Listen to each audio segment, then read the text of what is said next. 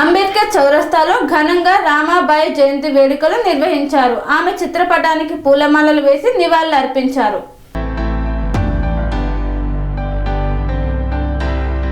సిద్దిపేట జిల్లా రాయపోల్ మండల కేంద్రంలోని అంబేద్కర్ చౌరస్తాలో రామాబాయి జయంతి వేడుకలు ఘనంగా నిర్వహించారు.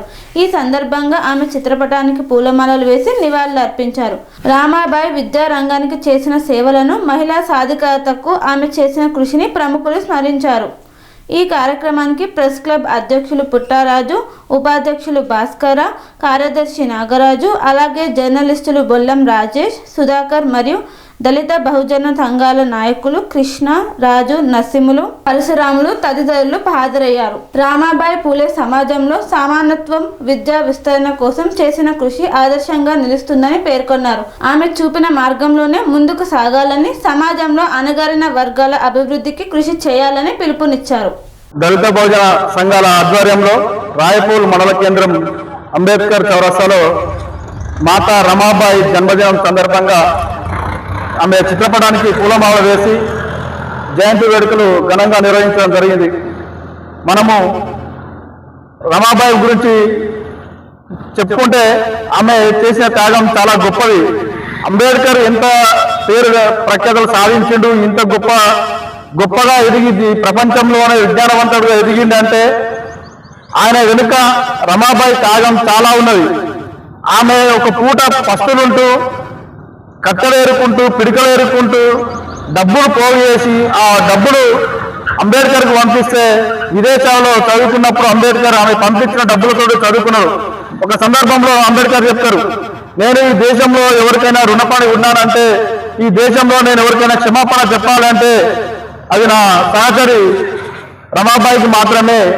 ఆమెను ఏ రోజు కూడా నేను సంతోష పెట్టలేదు, సుఖంగా చూసుకోలేదు.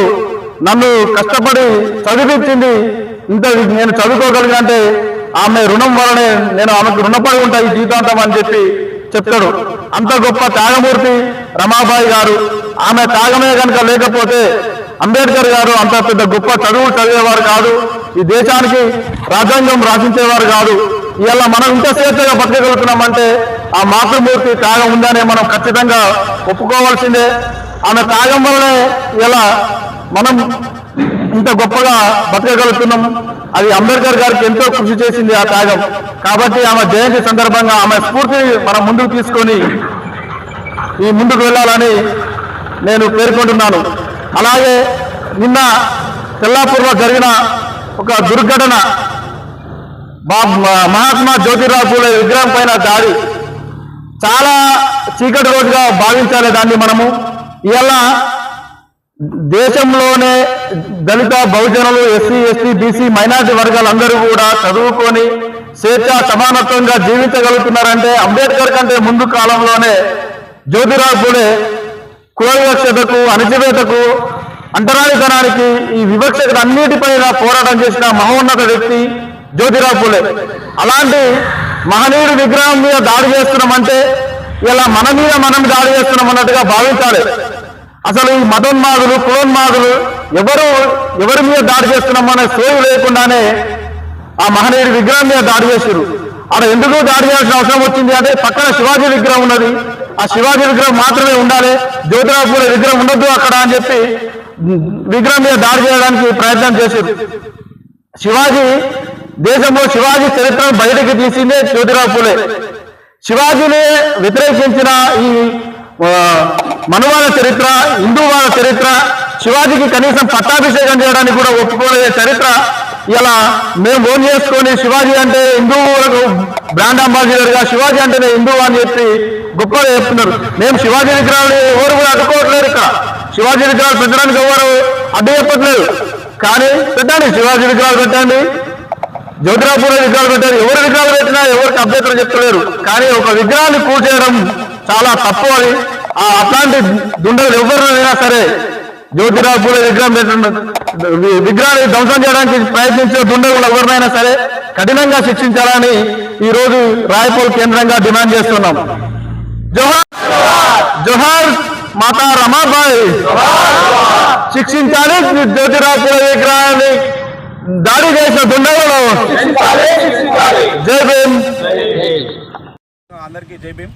ఈరోజు రాయపూల్ మండల కేంద్రాన్ని ఉద్దేశించి మన మాతా రమాబాయి యొక్క జయంతిని రాయపూల్ మండలంలో ఘనంగా నిర్వహించుకోవడం జరుగుతుంది.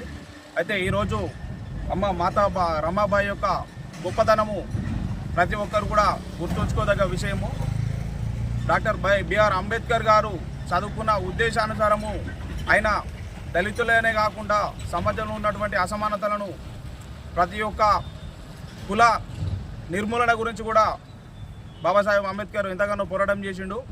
అయితే ఈరోజు బాబాసాహెబ్ అంబేద్కర్ భారతదేశానికి ఒక రాజ్యాంగాన్ని, ఒక గొప్ప రాజ్యాంగాన్ని పరిచయం చేసినంటే ఈరోజు ప్రపంచమంతా కూడా ఆయనను ఒక ప్రపంచ మేధావి అన్న దిశగా ముంగడికి తీసుకుపోతున్నామంటే దానికి కారణము మాతా రమాబాయి. ఈరోజు ప్రతి ఒక్కరు కూడా మన మాతా రమాబాయిని మనస్ఫూర్తిగా ఆమె పాదాలకు ధన్యవాదాలు తెలియజేసుకోవాలి.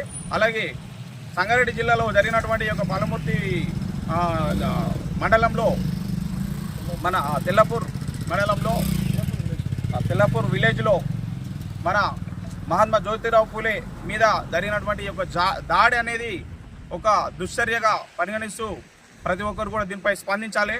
లేకపోతే రాష్ట్ర వ్యాప్తంగా కూడా మేము తీవ్ర ఆందోళన చేపడతాము. ఎందుకంటే ప్రపంచ మేధావి అయినటువంటి ఒక బాబాసాహెబ్ అంబేద్కర్కు కూడా అలాంటి ఎంతోమంది మహనీయులు ఈరోజు చదువుకున్నారంటే దానికి కారణము జ్యోతిరావు పూలే గారు.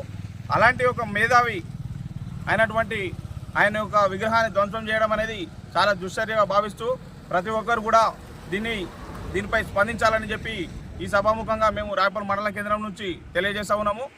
జోహార్ మహాత్మా జ్యోతిబా పూలే. స్వామి బోధానంద గోసేవ ఆశ్రమం సైథాపూర్. జ్యోతిష్యం, వాస్తుశాస్త్రం మన పూర్వీకులు మనకిచ్చిన వరం.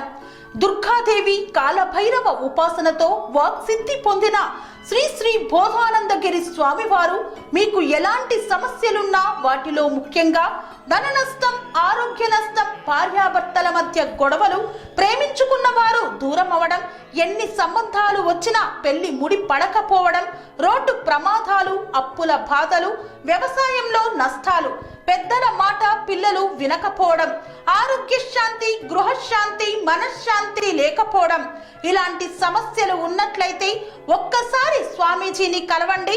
మీ సమస్యలకు తగిన పరిష్కారాన్ని పొందండి. అంతేకాక అన్ని రకాల వ్యాధులకు గోపంచకవ్య మరియు మూలికా వైద్యం చేయబడును. నమ్మకంతో రండి, ఆయురారోగ్యాలతో వర్ధిల్లండి. మా అడ్రస్ స్వామి బోధానంద గోసేవ ఆశ్రమం సైథాపూర్, వీరభద్రస్వామి గుడి దగ్గర, యాదగిరిగుట్ట. సంప్రదించవలసిన నెంబర్ 9849213754 మరియు 9618034138.